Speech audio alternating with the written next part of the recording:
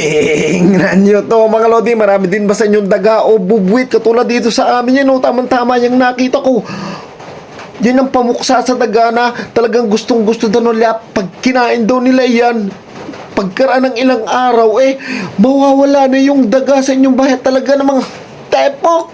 Ala, so tamang-tama maraming daga dito sa amin at sa kabubit at kaya umorder na yan ako imot na talaga namang makikita mo puro popo. So, titingnan natin kung legit yan. Susubukan din natin, okay? Let's go! So, mga lodi, at ito na nga yung ating kailangan. Ito yung panglason sa mga daga o bubuwit. Yan, kasi kaya nga ako umorder nito. Lagi na lang merong pupo ng mga bubuwit at daga dito sa aming lababo at nakakaiyamot nga. Kahit dun sa kawali na punta, nakakatakot. Baka mamaya So ito, buksan na natin yan mga lodi. Madami na yung in-order ko. Sinong may kailangan dyan? So itong mga lodi, ito yung ating gagamitin. Ayan, kasi nga madami ang napanood ko na ginamit ito, talagang effective talaga at sadyang kinakain ng mga daga at pagkakuan. Nakikita na lang nila yung mga daga na wala, legwak na. So titingnan nga natin kung effective to. Gagalingan nyo lang daw sa paghahanap ng mga daga kasi nga napaka-effective nito. So okay, itry na natin. So mga lodi, bago tayo magsimula, so papakita ko muna sa inyo yung mga nakakaimot na pupo ng bubwit. Kaya mga lodi, ng isang araw meron na rin ditong daga mga lodi na nakita ko ng malaking pupo. Ayan tinyo. So okay, tanggalin ko na to. Dito ako maglalagay mga lodi.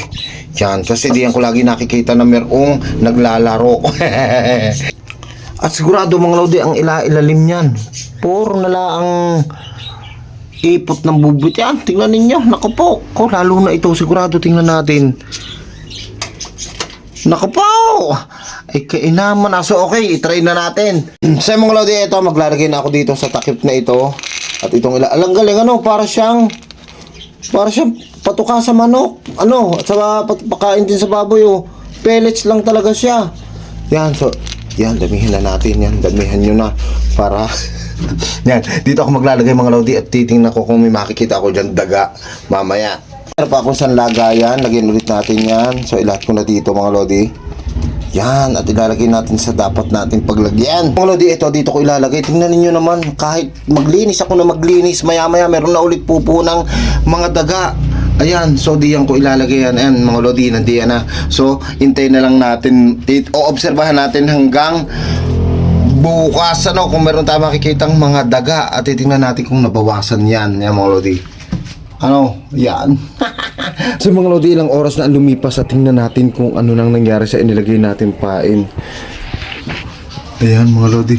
Ala, nabawasan to mga lodi. Ala. Ay mga lodi, so itong isa. Ala, ang dami babas nito. Kakaunti ang natira. Ala.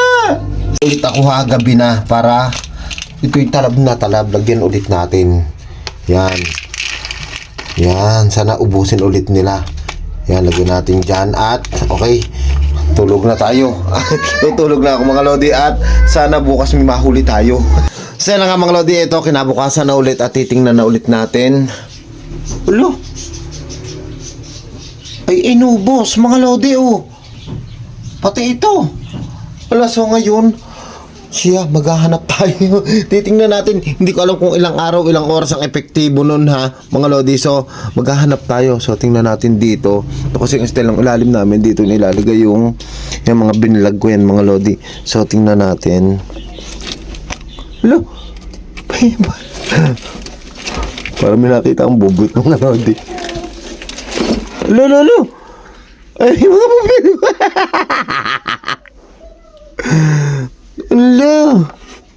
Ano yun? Ayun to. Tapos meron din nung ating inilagay na pakain na yun Yung sa yan yung lason sa daga. Mga lodi, ito kakagising ko nga lang at pagkaraan ng 2 araw. Ayan mga lodi. At nakita ko siya, Leo siya, Leo. So ito, tingnan ninyo buhay pa yan pero Leo na siya, Leo. So mga lodi, ito kuhanin ko. Leo siya, Leo. Ayan o. At saka bumagal siya. Wala na. Kukuhanin ko na lang siya bukas. Sigurado yan. Galing. Tingnan natin kung nandito pa yung nakita natin pasuray-suray kanina. Yung mga lodi. Ala, ang galing effective mga lodi. Kasi nakita ko talaga siya. Pasiring-siring. Wala, yan na nga. Nakita. Ayan mga lodi. Ilawan ko ha. Ayan. Ala. Ayan o mga lodi. Hindi nyo nakikita. Ayan na nga. Ito oh, mga lodi. Pikasikip. Tanggalin ko itong mga lodi. Tanggalin ko. Yan na, oh. Yan na, bubwit na yan mga lodi, oh. Yan. No, tsaka nakakakuwan kasi hinahakot nila yung mga basura dyan sa mga siksikang yan. Sa masisikip na yan, oh. So, kunin na natin yan mga lodi. Oh ha, effective siya mga lodi, oh. Yan na, yung bubwit. Ayos. Naku, pahirapan ako ngayong maghanap mga lodi.